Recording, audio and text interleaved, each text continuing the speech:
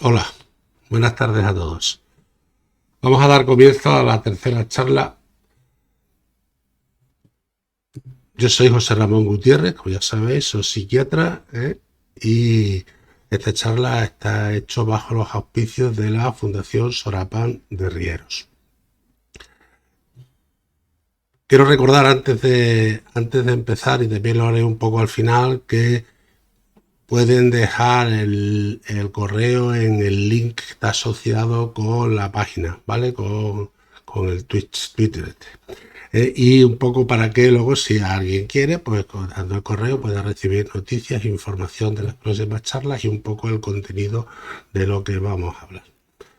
Como he dicho antes, si hacemos esta charla bajo los auspicios de la Fundación Sorapán de Riero, sí estaría bien, y hoy tenía yo un poco ganas de contar la relación entre Juan Sorapán de Rieros, que era un médico que nació en Logrosán, un pueblo de Cáceres, que estudió en Salamanca y que posteriormente trabajó en Granada. Estamos hablando alrededor de 1492, que es la época en que los reyes católicos conquistan Granada, y después de la conquista de Granada, alguien del equipo de gobierno de la época decide que cómo se van a formar los médicos a partir de ese momento.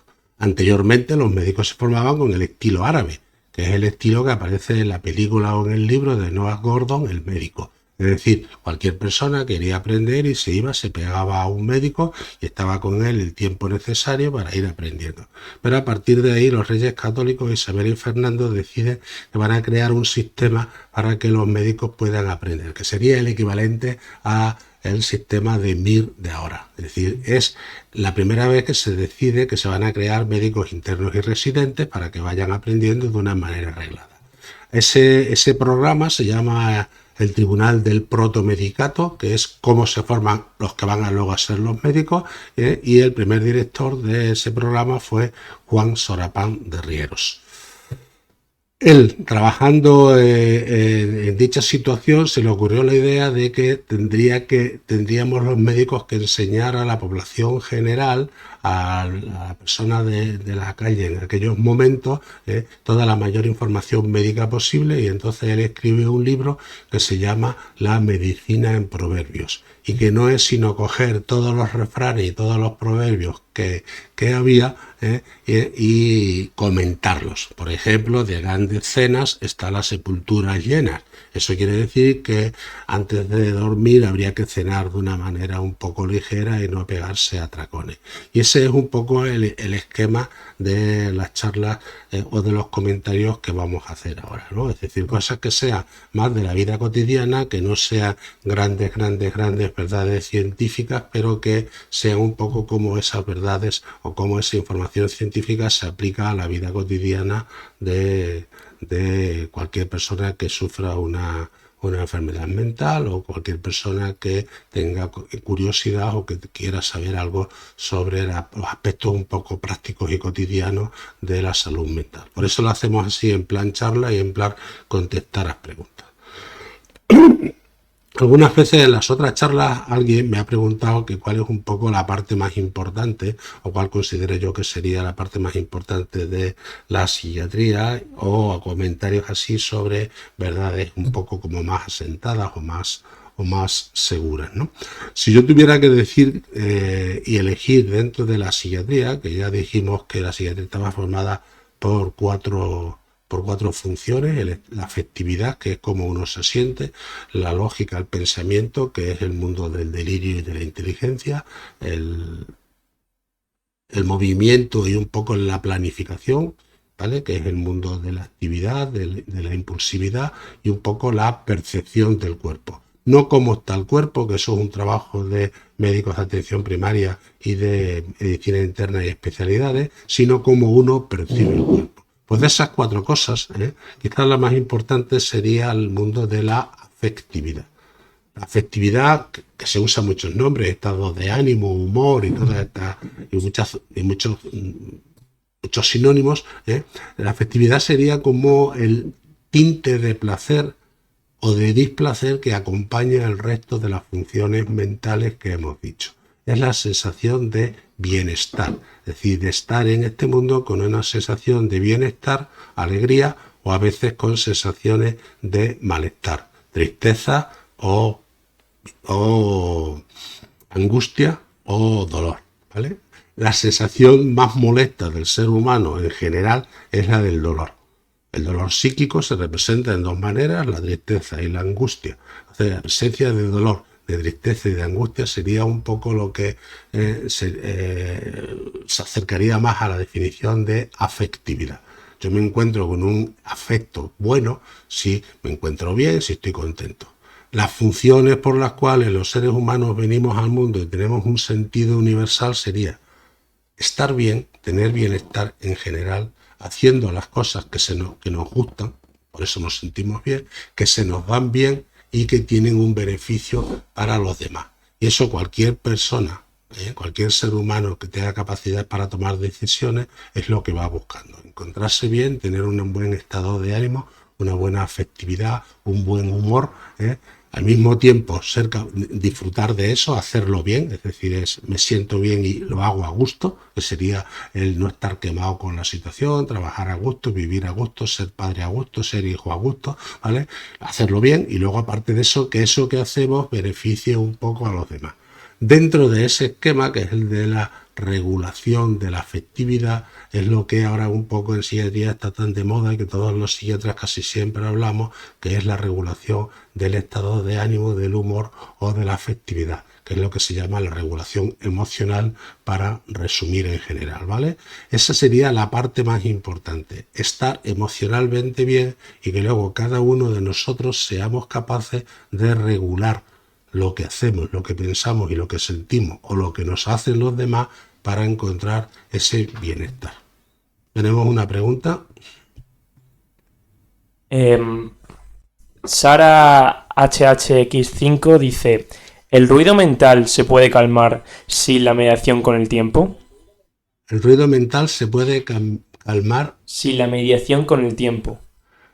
Sí, con el tiempo, si entendemos por ruido mental el displacer que va un poco ahí en el fondo, es decir, esa sensación de malestar, ¿no? Cuando hay una conversación, entendiendo ruido por algo negativo, es decir, como cuando conversas con alguien y te dice, hay ruido y no te oigo, ¿no? Entonces esa sensación de malestar que está ahí de fondo, eso sería ruido mental, que quiero entender que se refiere a eso. Entonces con el tiempo sí se va un poco disminuyendo y sí es verdad que con el tiempo nosotros vamos manejándolo mejor. Es decir, que podemos, aunque no disminuya, manejarlo mejor, pero en general en la psiquiatría, las enfermedades psiquiátricas que producen mucho malestar o mucho ruido a lo largo del tiempo van disminuyendo. Se van haciendo más largas, es decir, más presentes, pero de menos intensidad, con lo cual en algún momento determinado es bastante más fácil manejar ese ruido mental. Siguiente pregunta, Paz Dura. ¿Podría decirme, mi diagnóstico es esquizofrenia indiferenciada? No sé, es decir, el diagnóstico de esquizofrenia indiferenciada como nombre técnico venía en las clasificaciones de psiquiatría de hace 10, 15, 20 años, ¿vale? Hebefrénica, catatónica, indiferenciada, paranoide y simple eran los 4 o 5 subtipos en los que dividíamos un concepto mayor que era el de esquizofrenia, ¿vale? Luego se vio que eso no era útil, que una misma persona podía ingresar en una planta con un diagnóstico de paranoide, de tener una esquizofrenia con rasgos muy paranoides, muy de pensar que la perseguía, y luego al cabo del tiempo tener otro tipo, estar un poco más aplanado, más sin emociones, como más simple, que es lo que se decía, esquizofrenia simple, o como un poco más indiferenciado entre la alegría y la tristeza, que es un poco como un estado ahí de embotamiento afectivo, que es el término que se usa ahora. Entonces, si la esquizofrenia era con mucho delirio, se llamaba paranoide; si era como muy aplanada, muy simple, se llamaba hebefrénica simple o indiferenciada, y ahora se llama aplanamiento afectivo. Entonces ese diagnóstico existe, pero ya no se usa como algo que tenga un significado importante. El significado importante está más en la palabra psicosis o en la palabra esquizofrenia que en el subtipo. Igual ha pasado también un poco por generalizar con el trastorno por déficit de atención e hiperactividad, que antes se decía tipo inatento, tipo combinado y tipo mixto, ¿no? Ahora ya en las clasificaciones modernas no hay tanto interés en elegir el subtipo, sino utilizar simplemente trastorno por déficit de atención, TDAH, independientemente del subtipo, porque luego muchos niños, un mismo niño a lo largo de la vida, en 3, 4 o 5 años, puede cambiar del subtipo, y eso no nos da ninguna información importante a la hora de elegir el tratamiento. ¿Vale? Ahora ya los tipos de esquizofrenia se dice que se usan más un poco como esquizofrenia tipo positivo cuando hay delirios, alucinaciones, o tipo negativo cuando uno tiene un estado de ánimo más aplanado, más simple, o más un poco como que te falta la alegría de vivir.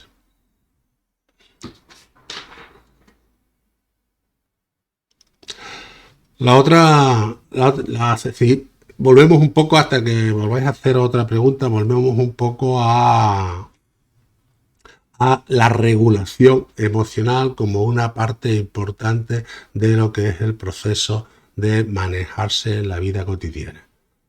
Me levanto, en general, estas cuestiones, estas aseveraciones que hago podrían ser un poco discutibles en algunos momentos, pero son verdad, pero no son toda la verdad. Habría que meter más matices para hacerlo. Pero en general, uno se levanta por la mañana y dice, me he levantado con un humor bueno o me he levantado con un humor de perros. Recordando a Sorapa, hay un refrán por ahí sobre me levanto hoy con un humor de perros, ¿vale? Entonces, esa sensación de levantarse con un estado de malestar de por sí, uno ha dormido bien, pero se levanta con un estado, sería lo que es el humor. Tengo un humor de perro, tengo un humor agradable, tengo un humor simpático, tengo un humor bien. Y luego en eso, sobre eso, a lo largo del día, vienen personas que nos hacen cosas agradables o hacemos actividades laborales que nos gustan y entonces viene el estado de ánimo, que es como un estado que tenemos y como es un estado puede aparecer y desaparecer. Me levanto bien con un humor bueno, eufórico, alegre, simpático, pero luego la vida viene y me va dando estados de ánimo mejores o peores. Afectividad sería el conjunto de las dos cosas. Cómo me levanto, por así decirlo, en general, eso depende más del cerebro, depende más de las hormonas, depende más de la época del año, depende más, como hablamos en la última charla, del estado de luz ambiental que haya, primavera, verano, otoño, y en cambio el estado de ánimo depende más un poco de la interacción con las personas. Dentro de esas dos cuestiones, el estado de ánimo y el humor, entra un poco una de las preguntas que tenemos de cuáles son los signos de advertencia del suicidio. Una de las causas que uno tiene a veces una idea o pensamiento suicida es porque no es capaz de regular bien las emociones y tiene un estado de malestar. Ese estado de malestar es tan continuo y uno no cree que se pueda arreglar nunca, entonces aparece un concepto que es el mejor predictor de la posibilidad de ideación, de plan o de gesto suicida, que es la desesperanza. Cuando uno tiene o cree que no hay esperanza ninguna en el futuro es cuando uno empieza a pensar que esta vida, que tiene un malestar, que tiene una disregulación emocional que no hemos podido controlar, es cuando entonces uno piensa y dice, bueno, pues se me pasa por la cabeza la idea de la muerte. La idea de la muerte también pasa en la vida cotidiana. Si retomamos el tema de los refranes, como hemos dicho antes, que del libro que escribió Sorapán de Riero, pues hay muchos refranes que dicen tierra trágame. Cuando uno está en una situación de mucho ridículo, siempre uno dice tierra trágame, ¿no? Y cuando bautiza en algunas religiones en un río, ¿no? En el río Jordán bautizaban y ahogaban a uno durante unos segundos, ¿no? Le mataban a la vida del pasado para renacer. Entonces la idea de renacer, de regular la emoción y de volver a nacer es un poco una idea que aparece con mucha frecuencia. Cuando hay desesperanza, cuando uno ya no tiene ninguna esperanza, no desesperado, sino desesperanzado, es cuando uno un poco tiene que tener cuidado con contárselo a los demás y arreglar ese estado de disregulación emocional, de una mala regulación de las emociones para poder resolverlo. Otra pregunta. José Hijo pregunta, ¿es lo mismo discapacidad intelectual que discapacidad psíquica? Si no es lo mismo, ¿en qué se diferencian estos términos? La discapacidad intelectual es una parte de la discapacidad psíquica.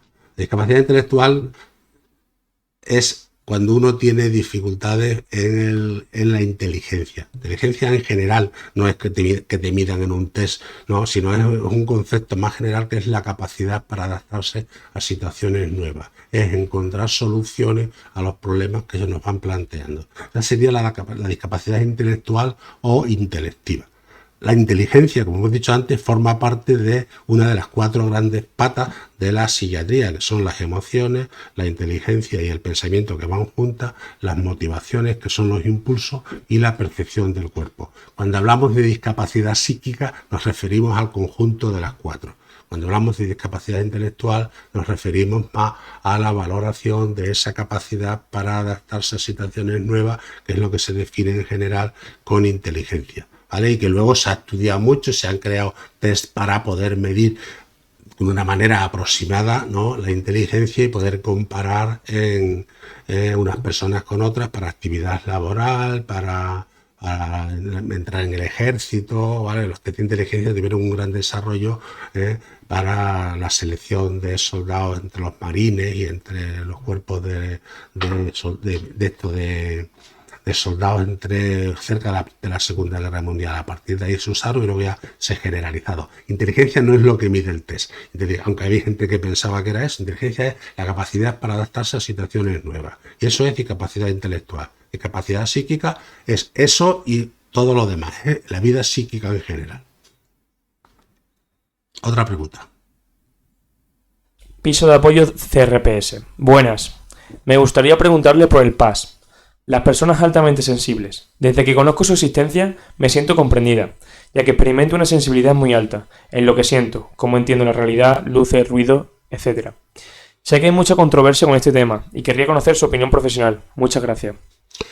Controversia hay con el que eso sea un trastorno psiquiátrico en particular, ¿vale? Es decir, que se le pueda poner un nombre y que tenga unas características. Para que nosotros definamos que algo es una enfermedad mental, y eso nos cuesta mucho, ¿eh? Es decir, que no habría que encontrar un cuadro clínico que siempre se dé en todas las personas por igual cuando le ponemos ese nombre. Habría que encontrar una etiología, una causa, y habría que encontrar un mecanismo por el cual, o un camino por el cual llegamos de la etiología a los síntomas, y de una manera cerrada, ¿vale? Es decir, ¿vale? Entonces es muy difícil que los psiquiatras aceptemos, pero en cambio como síndrome, que sería un conjunto de síntomas más o menos comunes en determinadas personas y que tienen una cierta entidad, sí sería fácilmente aceptable, ¿vale? Está mucho por discutir, como la fibromialgia, ¿vale? Pero sí se puede aceptar que la sensibilidad, ¿no? Que hay un sistema que nosotros tenemos en todo el cuerpo que transmite información al cerebro, ¿vale? En momentos determinados de tranquilidad, a mí no me interesa recibir 3 millones de información cada segundo en el cerebro. Entonces tengo una serie de filtros que voy poniendo entre el cerebro y la mente para que no me llegue arriba a la conciencia todos los estímulos, ¿no? Entonces uno los corta. Pero en alguna situación, cuando hay mucho peligro o tengo sensación de miedo, yo corto esos filtros, entonces me llegan toda la información del cerebro y en algún momento determinado me aturullo o me cuesta mucho manejar con eso. Si nosotros no regulamos bien todo eso, nos llegan sensibilidades del cuerpo que normalmente no llegan, o nos llegan sensibilidades de fuera que normalmente no nos llegarían. O nos llegan sensibilidades normales, pero no sabemos manejarlas, entonces nosotros tenemos una sensación de que estamos bombardeados de emociones, pensamientos, emociones, y somos especialmente sensibles. Dentro de distintas funciones existen más sensibilidad a un tipo o a otro, al dolor, a la audición, a la interpretación y todo. Entonces, dentro de ese contexto, sí sería verdad que algunas patologías psiquiátricas van con ese conjunto de síntomas, y algunas personas de la población general sí pueden tener ese conjunto de síntomas lo suficientemente importante como para que merezca la pena atención y tratamiento. Tratamiento no quiere decir medicación, quiere decir tener en cuenta ciertas medidas físicas, químicas o psicológicas para poder corregir todo eso, ¿vale? Algunas veces hay una sensibilidad especial a ciertas sustancias químicas, que son un poco lo que en medicina interna se ve más, y nosotros a ciertos estímulos sensoriales, que es lo que más un poco vemos. Como síndrome o como conjunto de síntomas, sí estaría de acuerdo, he visto algunos, lo hemos manejado como hemos podido y se han resuelto algunos de ellos mejor, otros peor, pero como entidad psiquiátrica para que sea solo un diagnóstico psiquiátrico, la psiquiatría todavía no le ha dado esa entidad. Charo SM pregunta, buenas, ¿qué tipo de prevención al suicidio tenemos aquí en nuestra comunidad de Extremadura? Las personas de alrededor, siempre la mejor en todos sitios, es decir, el mejor ansiolítico. Hay una pregunta siempre que dice, es pregunta de Mir, ¿no? Y te dicen, ¿cuál es el mejor ansiolítico? Y entonces todo el mundo dice, pues el Valium, el diazepam, el Lecto, el Tranquimicin. No, el mejor ansiolítico es la palabra, hablada o escuchada. Cuando uno tiene angustia y tiene uno que hablar, ¿no? Entonces la mejor manera de poder prevenir el suicidio en general, ¿vale? En población general es esa. Hay estudios que demuestran que no podemos abarcar a toda la población y hacer prevención de población general, de la gente de la calle, ¿vale? ¿No? Que ahí cuesta más, pero en poblaciones específicas, ya como sean, por ejemplo, depresivos, como sean personas con enfermedades crónicas, con enfermedades muy dolorosas, con enfermedades muy incapacitantes, ¿no? Las causas más frecuentes asociadas con el suicidio son la depresión, la esquizofrenia, el consumo de sustancias y las enfermedades médicas graves, tipo esclerosis, tipo predemencia con ya deterioro cognitivo, tipo enfermedades muy dolorosas, ¿vale? Entonces, en esas en particular habría que ir a esas casas en particular, pero en las otras es un poco hablar con la persona, es decir, cuando uno tiene una idea o cuando uno conoce a alguien que puede tener una idea, hablar con él y hacer dos cosas. Uno, hacerle sentir que tiene su importancia en el resto de los demás, que no es un peso, ¿vale? Y lo segundo es hacerle tener una comunicación buena con otras personas. Cuando uno conoce y quiere a mucha gente, cuesta más tener una idea de suicidio y cuesta más realizar un acto suicida. Cuando uno no conoce a gente, no quiere a gente, no tiene gente que quiere y que le quiere, se siente un peso y encima tiene una desesperanza, cree que eso no se va a arreglar, o no tiene una buena capacidad de relación, pues entonces cuando uno pasa más de la idea al plan. Entonces la mejor prevención es simplemente conocer a gente, hablar con ellos y sentirse útil a los demás, necesitado por los demás y luego si tienen una enfermedad corregir los síntomas de esa enfermedad o la etiología, que esa es la causa más importante en lo que es la psiquiatría pesada, en las consultas de psiquiatría de ingreso o de unidades de salud mental de segundo o de tercer nivel. Otra pregunta. Paz dura. ¿La pérdida de memoria a qué se debe? Pues hay quien dice que uno se olvida porque no merece la pena acordarse de las cosas y eso es verdad, ¿vale? La pérdida de memoria no es malo, ¿vale? Es decir, a ver, la parte en los libros de psiquiatría cuando uno empieza de R1 siempre te dicen la parte más importante de la memoria es el olvido. Así que olvidar cosas está bien. Es más, todos sabemos que la comunidad europea, ¿no? Y Google han tenido un problema para borrar cosas que no queremos que estén en las redes, porque una parte muy importante de nosotros es poder olvidar cosas que no nos gustan, poder borrar cosas del pasado, y muchas de las veces hacemos lo posible para que una cosa se nos olvide y a veces no podemos, ¿vale? Algunos traumas que nos gustaría poder olvidar, no olvidamos. Hacer olvido en general no.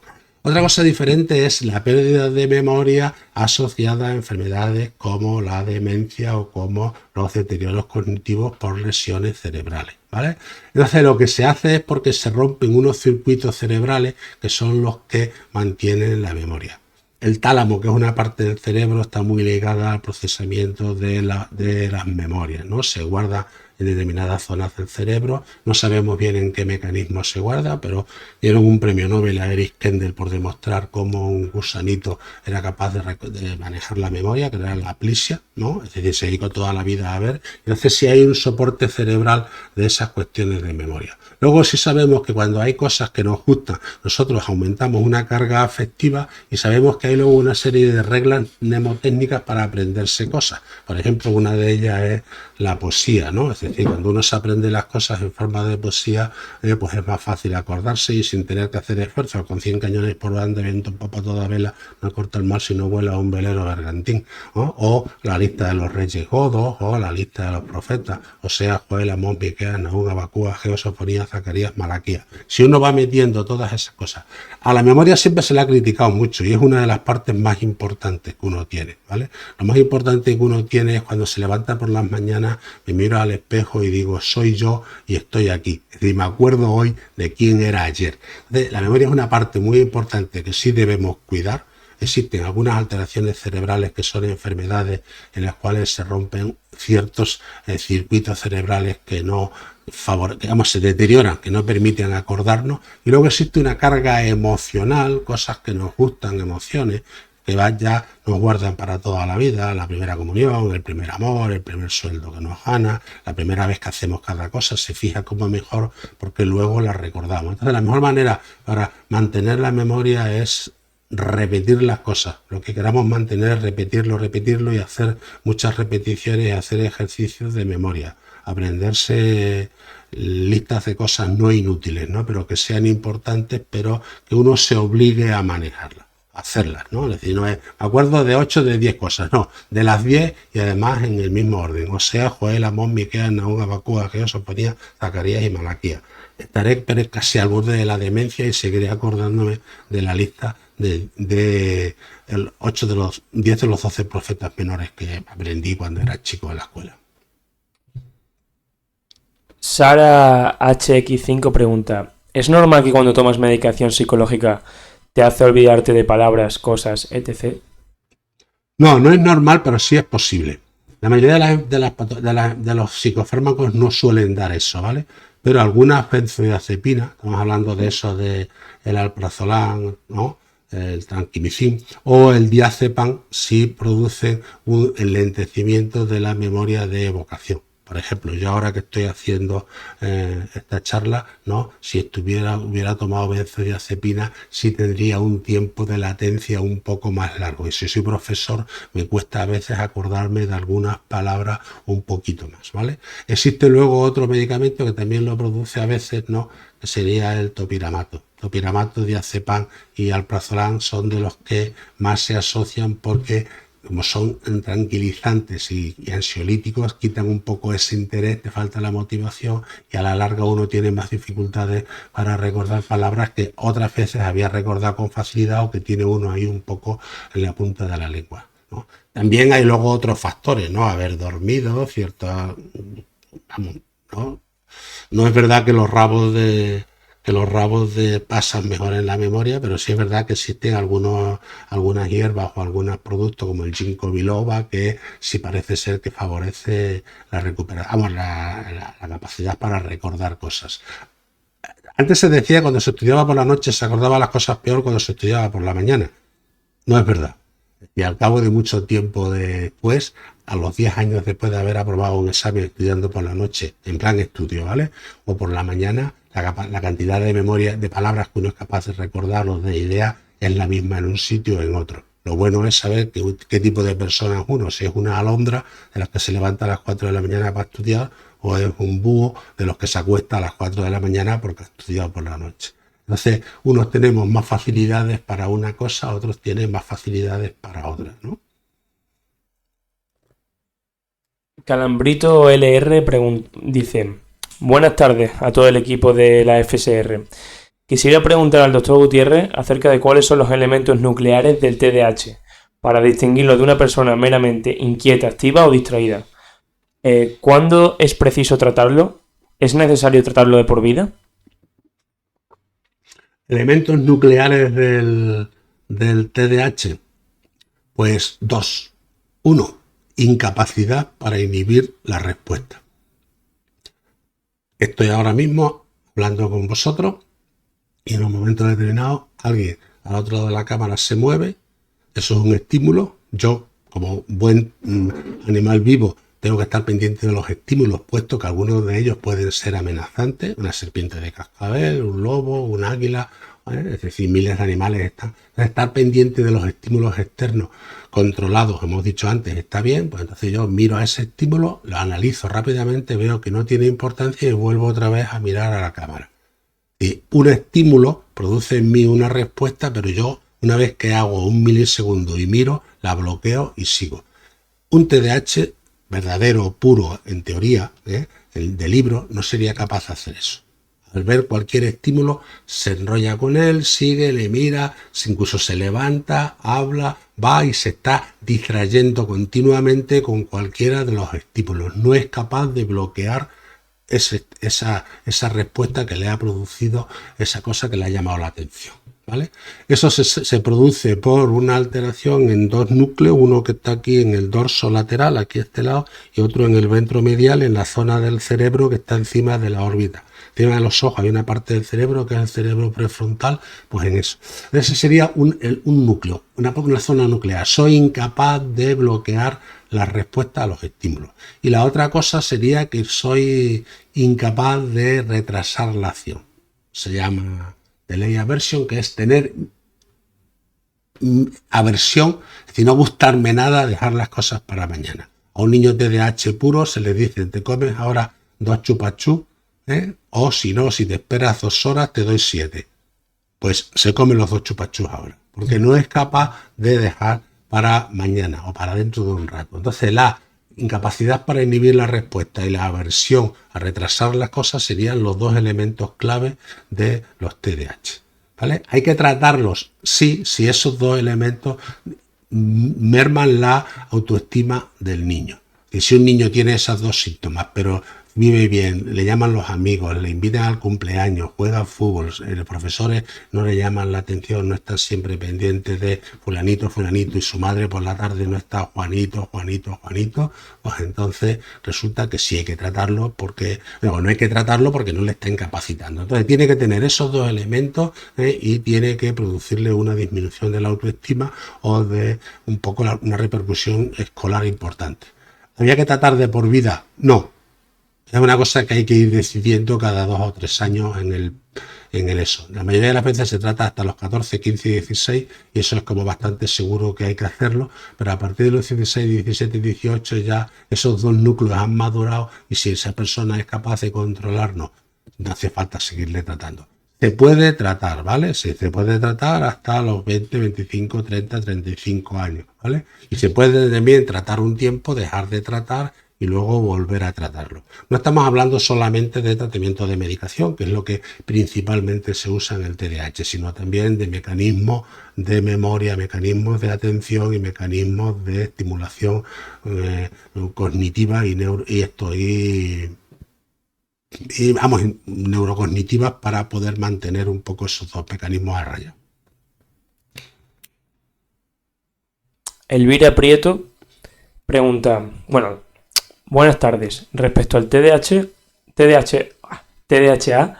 ¿qué problema mayor según su experiencia en pacientes o quizá estadística cree que tienen las personas que lo padecen? Gracias de antemano. Sí, antiguamente, es decir, siempre sí hay que tener cuidado, pero cuando se hace un estudio a 10 años, estamos hablando de personas que fueron tratadas con tratamientos de hace 10 años, ¿no? Entonces los pronósticos no son lo mismo del 1950 al 60 que del 2000 al 2010, porque en el 2000 estamos usando tratamientos ya más específicos, ¿no? Entonces, teniendo en cuenta un poco eso, vale, los datos que tenemos son todos ellos antiguos, de hace 30, 40 años que se han seguido, entonces se decía que no es verdad que haya más delincuentes ni que haya más en la cárcel, es al contrario. Cuando tú analizas en la cárcel sí hay más, pero no es porque tienes TDAH y tienes más probabilidades de ir a la cárcel, sino que porque estás en la cárcel tienes más probabilidades de tener un TDAH. A la larga, se sabe que cambiaban más de pareja, se sabe que terminaban los estudios antes, abandonaban con más facilidad, se sabe que tenían más accidentes de coche, que se distraían más y se sabe que cambiaban también más de trabajo. La renta media de americanos en aquellos momentos, los que tenían TDAH, tenían una renta económica media un poquito más baja que los que no tenían. En el caso de las mujeres, adolescentes de entonces sí es verdad que la edad del embarazo se adelantaba un poco.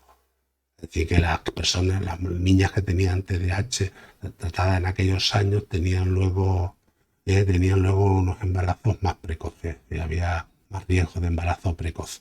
¿Vale? Sí es verdad que cuando les ponías tratamiento, entonces todas esas cosas se atrasaban un poco o se mejoraba si eran cuestiones económicas. ¿Vale? Y sí es verdad que había mucha discusión, hubo si los tratamientos para el TDAH prevenían el consumo de sustancias y prevenía el consumo de tabaco. Se duda porque depende mucho de cómo se mire, pero globalmente podríamos decir que un niño con un TDAH medio grave tratado con tratamiento farmacológico tiene menos riesgo de mayor de tener consumo de sustancias. Es decir, que el TDAH no es que prevenga, sino que te mejora tu capacidad de atención, de concentración y de elaboración de planes de vida, como para que no tener que recurrir a tanto tabaco, a tanto alcohol o a consumo de sustancias. ¿Vale? No es que prevenga, sino que te mejora lo suficiente como para que tú puedas tomar la decisión de no consumir cosas que no debes. Sara HX5 pregunta: ¿por qué coges trauma del suicidio? ¿Por cosas personales, cortes, etc.? ¿Qué puedes hacer con esas cosas de tener trauma? ¿Cómo lo llevo si cuando tengo algo cortante me tienta? Aún así teniendo el trauma, ¿son las voces de mi cabeza o qué sería eso? ¿Y cómo lo hago? Me han dado demasiada información y son muchas cosas a tener en cuenta. Empezábamos con trauma de suicidio. Sí, trauma de suicidio. A ver, técnicamente son los traumas los que pueden llevar al suicidio, y una vez que uno comete un gesto o un acto o un intento puede luego estar traumatizado por las repercusiones de eso. No sé bien a qué te refieres con lo de trauma de suicidio, pero si es verdad que hay un trauma, si es verdad que hay un trauma, ese trauma te puede llevar con cierta frecuencia, si no lo resuelves, a estar triste, preocupado, a tener una patología, a estar todo el día y en un momento tendría preocupado y en un momento determinado hacer un gesto o un intento o una planificación suicida, ¿vale? Sí es verdad que aunque el mundo de las autolesiones no suicidas, que se llaman cuando uno se corta, los cortes, o hay también otro tipo de mordiscos o de cosas, ¿no? Es decir, dependiendo un poco de distintos tipos de patologías psiquiátricas, pero los cortes, que es la más frecuente, no es el mismo mundo que el del suicidio, pero sí están relacionados.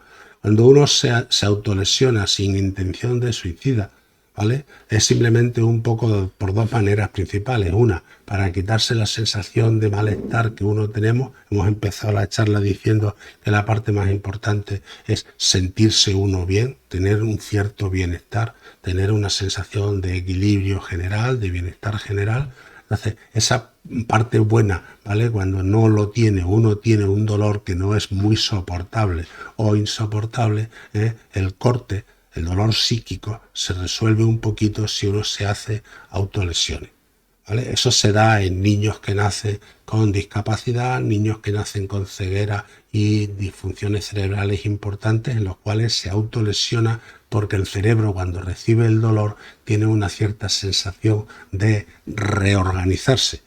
O sea, algunos niños que nacen con alteraciones muy importantes hay que tener mucho cuidado porque se autolesionan mucho, ¿vale? Entonces la autolesión es un poco una manera de producirse dolor físico que es más llevadero y mejor y obliga al cerebro a resetearse que el dolor psíquico producido por un trauma o por la enfermedad que sea, ¿vale? También existen luego algunas autolesiones que entran ya dentro más del mundo de la culpa. Uno se autolesiona como un castigo y que es un poco como son las penitencias de algunas ideas religiosas o un poco lo que se hace en Semana Santa cuando uno dice voy a ir andando de rodillas hasta el altar del día del Jueves Santo de agradecimiento porque he tenido, ¿no? Entonces eso sería como un poco liberarse el sentimiento de culpa que uno tiene porque ha hecho algo y se castiga o el sentimiento de súper agradecimiento a la vida por hacer algo, ¿no? Porque nos ha dado algo y nosotros tenemos un poco que castigarnos para equilibrar eso que hemos recibido. En ese esquema es que no sabría bien ya concretar más. Juana Blanco G dice: hola doctor, soy Juana, usuaria del CRPS. Tengo depresión y una parte de mí se siente cómoda en los malos momentos. Quizás es porque lo que he vivido más o con mayor intensidad. ¿Cómo podemos aceptarnos y querernos cuando parece que nos boicoteamos a menudo? Es un tema que me cuesta. Aceptarnos y querernos. Es que sí. No sé, vamos, hay más razones personales en cada uno diferentes, ¿vale? Aquí, como estamos hablando en general, pues tengo que hacer razones generales. Desde que uno es chiquitito, casi siempre nos resaltan lo que hacemos mal. Es decir, hay un refrán que es que olvidan 1000 cosas buenas por una que sale mala. Entonces, de pequeño sí, has sacado un 7, pero has sacado un poco como que no somos una persona de... ¿no? Entonces, siempre en psicología, en psiquiatría, se dice a la gente, dice, hay que ver lo que te quiero, eres lo más bonito de mi vida, pero, ¿me entiendes? No el pero negativo. Y luego ahí se dice la corrección de lo que queremos que el niño corrija. ¿Vale? Te quiero mucho, mucho, mucho, mucho, mucho, mucho, mucho, mucho, mucho. Por favor, no tires la basura al suelo, o no tires, o no ensucies, o no te metas con la hermana. ¿Me explico? Entonces, como toda la vida hemos estado siempre que nos están criticando, entonces aceptarnos nos cuesta. Cuando uno tiene una enfermedad psiquiátrica no se altera una parte del cuerpo, sino que se altera el yo mismo. Es decir, uno está deprimido, pero no es una parte de mí está deprimida, sino que es mí. Con lo cual un poco uno se autoculpabiliza o se autocritica más de lo que se critica otras enfermedades. En el resto de las enfermedades, casi como que nadie tiene la culpa, ¿no? Y en psiquiatría siempre nos están diciendo tienes que poner de tu parte, como si la solución estuviera en nosotros, y en un tercio de los casos sí, yo decido, pero en el otro tercio está en que pueda, y en otro, porque tengo una enfermedad y no puedo, y en otro tercio está en que no me han enseñado. ¿Cómo podernos autoaceptarnos mejor? Pues esforzándonos nosotros en la parte que nos toca para hacer eso, querernos y luego hacernos la pequeña crítica que hay que corregir, enseñándonos los demás a cómo tenemos que hacerlo y luego librarnos de tener una enfermedad, una depresión, un trastorno de pánico, una crisis de angustia, una TLP, un trastorno límite o un TDAH, ¿no? Entonces, que el psiquiatra me trate esas enfermedades, que yo luego me esfuerce en ir viendo la parte que depende de mí y que luego el sistema me enseñe mecanismos psicológicos y sociales para poder resolver un poco esa baja autoestima que tengo.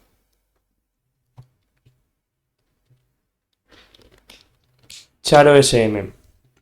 Mi hermana tiene un niño al que le han diagnosticado que se le solapan TEA con TDAH, con trastorno del lenguaje.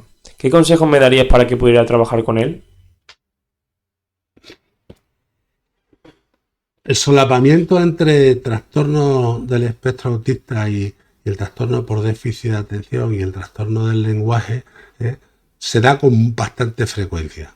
Es decir, que existe un porcentaje de niños, es decir, si el porcentaje normal de TDAH por la calle, ¿no? de cada 100 niños es 3-5%, ¿no? 3% es una buena cifra, ¿no? Y 5% es un poquito ya el extremo de arriba, ¿no?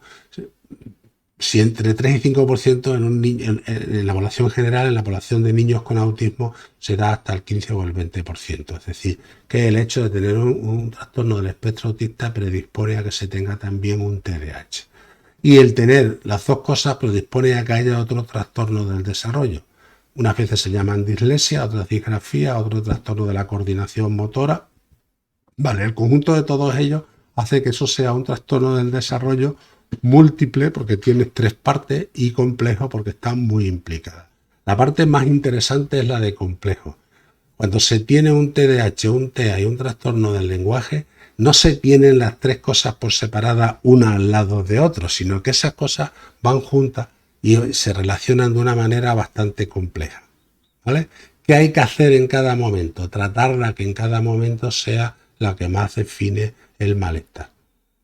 Y hay que enseñar si estamos hablando de un trastorno del espectro autista de alto rendimiento, con buenas funciones, con buena capacidad, pero con rasgos de problemas de la comunicación y y del lenguaje, pues entonces tratar con fármacos el TDAH puede mejorar mucho el rendimiento de todos los demás, ¿vale?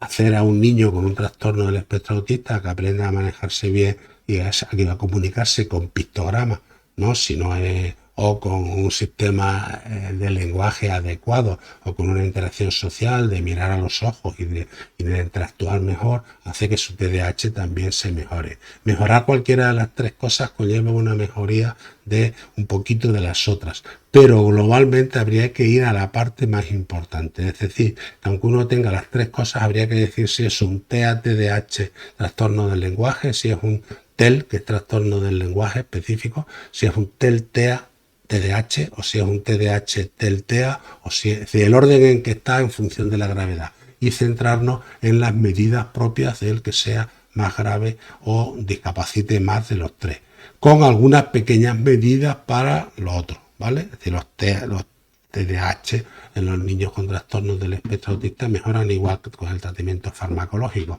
pero no mejoran tan bien.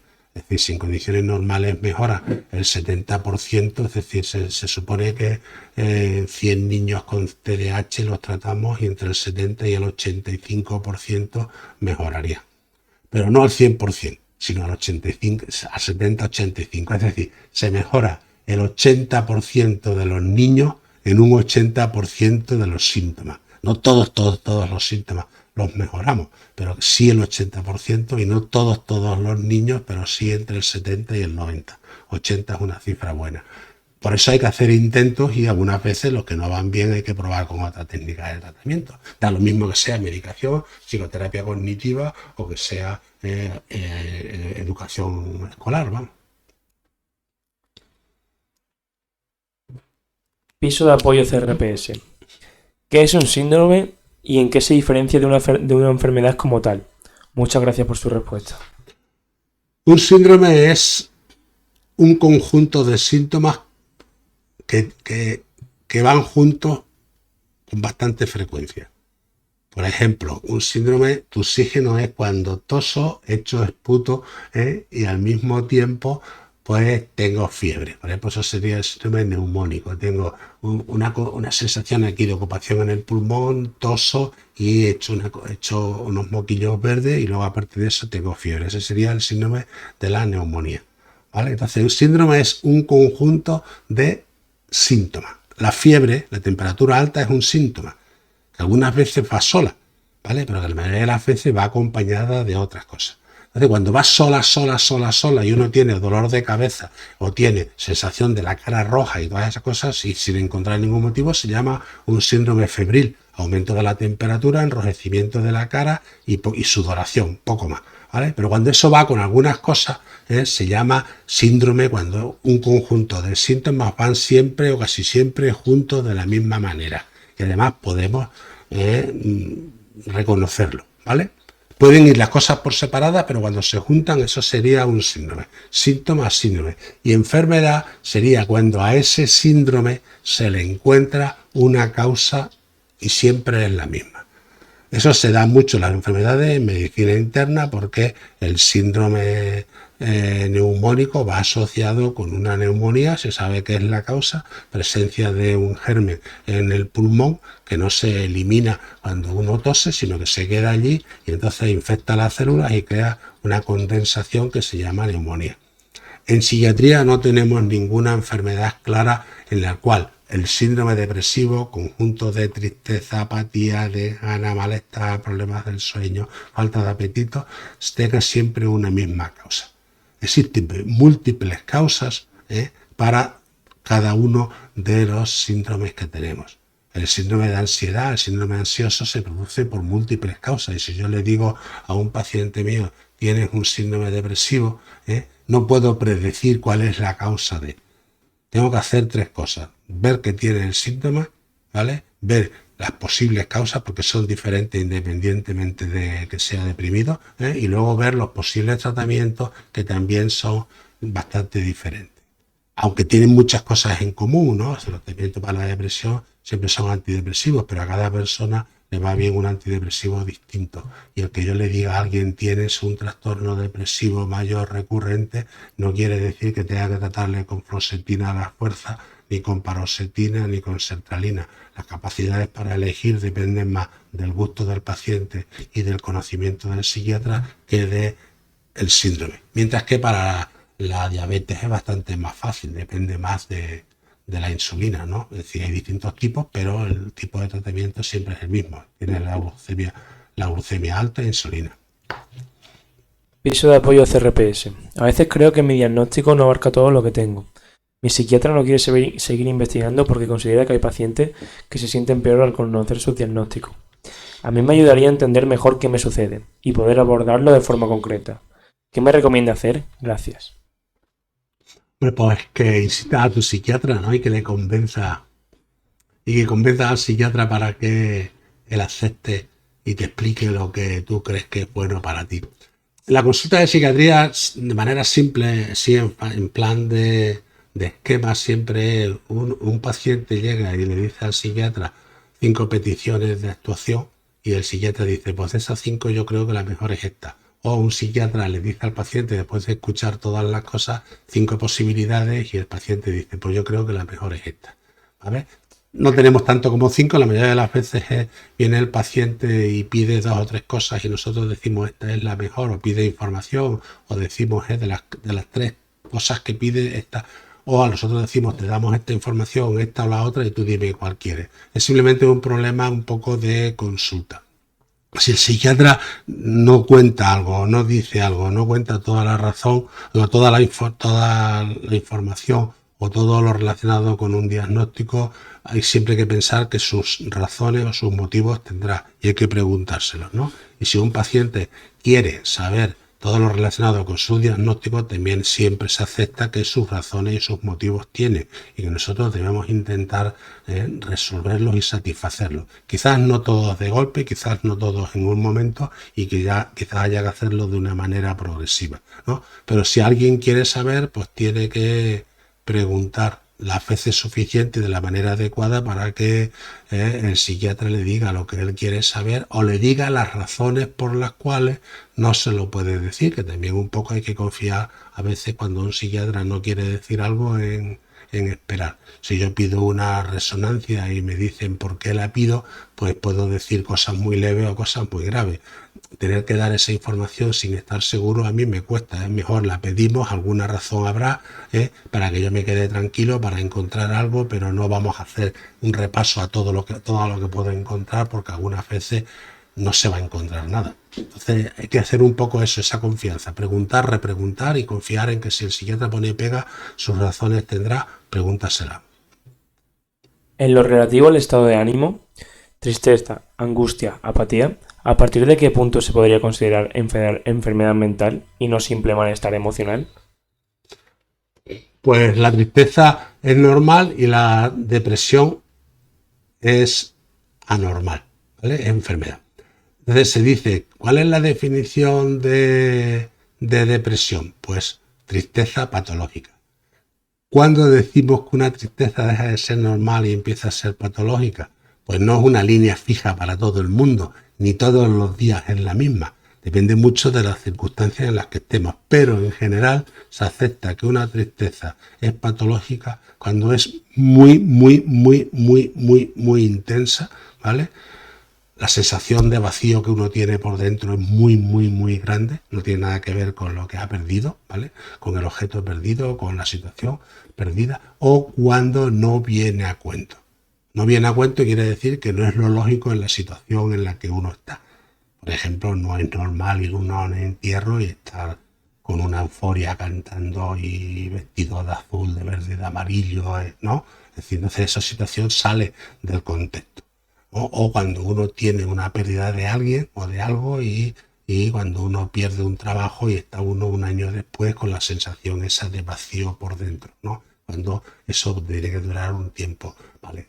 A nivel general, hace tiempo se aceptaba un poco que la pérdida de un ser querido en un pueblo estándar medio, de un nivel, de un medio rural, ¿no? En un nivel rural era 6 meses para el duelo, y un año para el luto, ¿vale? En un nivel cultural ahora, por ejemplo, se entiende que la duración que debe tener una tristeza por algo está entre 3 meses y 6 meses. Y cuando ya uno sigue triste más de un año o más de 6 meses, dependiendo un poco del contexto en el que se mueva, por algo que ocurrió hace ese tiempo y que se ha puesto en marcha los mecanismos adecuados para rellenar ese hueco con el recuerdo, con la memoria de la persona que hemos perdido o lo que hemos perdido, pues entonces eso ya sería como de muy intenso porque dura mucho tiempo o porque es mucha sensación de vacío o porque en el contexto no viene a cuento. De ahí. Pero de eso siempre es a discutir entre la ciencia, la sociedad y la percepción personal que tiene el paciente o la persona, futuro paciente, si le diagnosticamos de depresión. Paz dura. ¿Con la edad pueden ser más leves las crisis? Sí, en general sí. Es decir, eso es una cosa se sabe ya desde muy antiguo. Es decir, y que ahora un poco pues se confirma, ¿vale? Que no depende solo bueno, es que la psiquiatría de antes. Es decir, los cuadros depresivos empiezan muy intensos, durando mucho tiempo, siendo muy intensos, y con el tiempo se van haciendo menos intensos y más duraderos. Antiguamente al tipo ese de depresión se le llamaba depresión cristalizada, ¿vale? Y vitalizada. Una era cuando uno empezaba con cosas muy tontonas, muy tontonas, muy tontonas, que era un poco lo que ahora se llama distipia, que eran depresiones que duraban mucho, pero que no era, pero que con el tiempo se hacían cada vez más graves. Entonces no había tratamientos antidepresivos tan buenos como ahora y esa era la evolución natural. Pero había otras, las depresiones graves, que ingresaban en hospitales, entonces los hospitales se mantenían los ingresos más tiempo, 4 meses, 5 meses, que era el tiempo que duraba la fase aguda grave, y luego con el tiempo no volvían a reingresar nunca. No estaban nunca limpios de cierta tristeza o cierta depresión, pero nunca era tan intensa. Lo que se llaman crisis, fases o episodios se van disminuyendo con el tiempo y se van aplanando, se van haciendo como más suaves y de más duración. En general, ¿vale? Es decir, eso sí suele pasar. Igual pasa con los rasgos de personalidad, ¿no? Siempre se decía antiguamente que cuando en el pueblo uno que era muy borde, muy esto, se metía en todas las peleas, luego se iba a la legión y cuando venía a los 40, 50 o 60 años, un legionario, ¿no? Que había sido bruto, luego era un abuelo ideal, ¿no? Es decir, que se iba dulcificando el carácter, el comportamiento y se decía hasta los legionarios más fuertes, más brutos y más arrojados en una batalla, luego acababan siendo unos abuelos ideales porque el carácter se dulcifica mucho con el tiempo.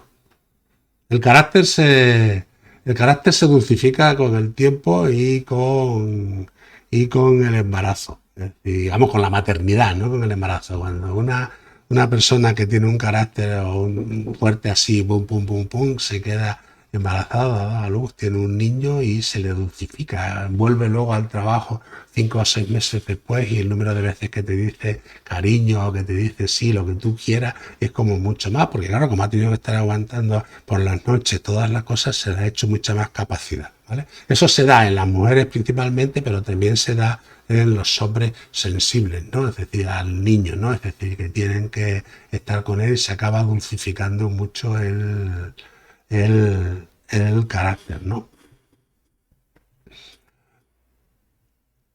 Hemos repasado entonces que algunos proverbios de la medicina y que la cultura general y que muchas de las normas generales, ¿no?, sirven para adaptarlas a la vida cotidiana. No todas son verdad, pero tampoco son mentiras.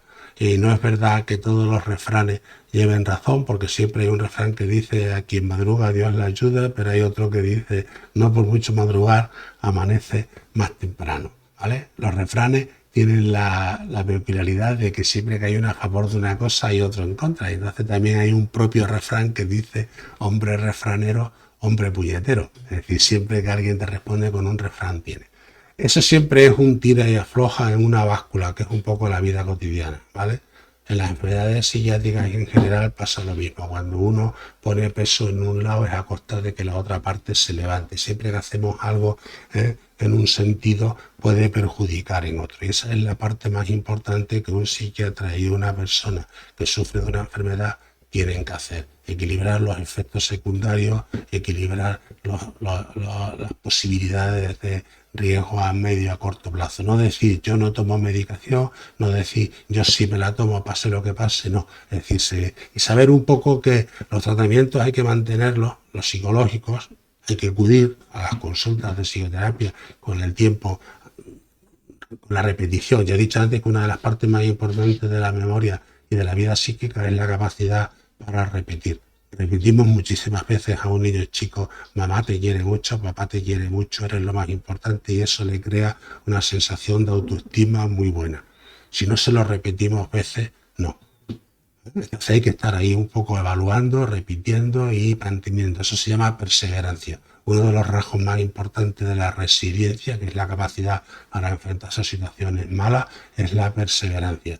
Que uno elija bien, uno corrija bien las cosas, haga un buen plan, no tenga un TDAH y salte enseguida, sino que planifique bien y que luego sea capaz de poder un poco prever lo que va a pasar si toma la medicación y si no, que eso es un poco lo que Hipócrates, que era el dios de la medicina, decía.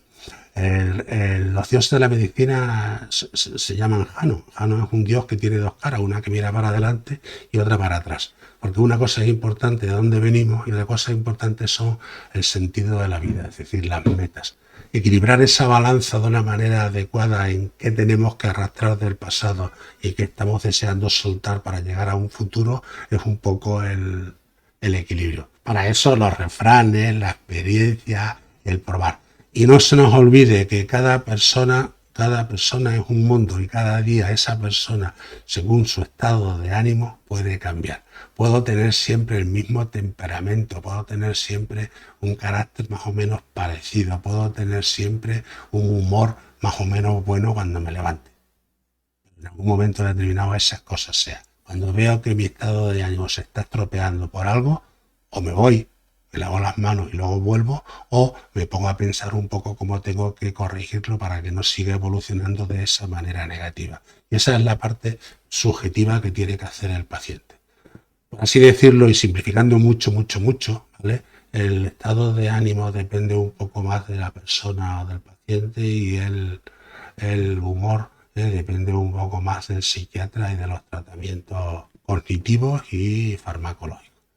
Y nada más, ¿no? Ha sido un placer estar aquí, ha sido un placer contestar a las preguntas y si, como ya os he dicho antes, si queréis dejar el correo en el link, en el mensaje fijado ahí en el chat, pues os iremos informando de las nuevas o de algún contenido. Si alguien cree a través de ese correo que debe proponer algún tema que sea así un poco más monográfico, sin faltar a las preguntas, ¿no? Y que sea un poco el hilo conductor, pues lo comunicáis, lo decís y nada más.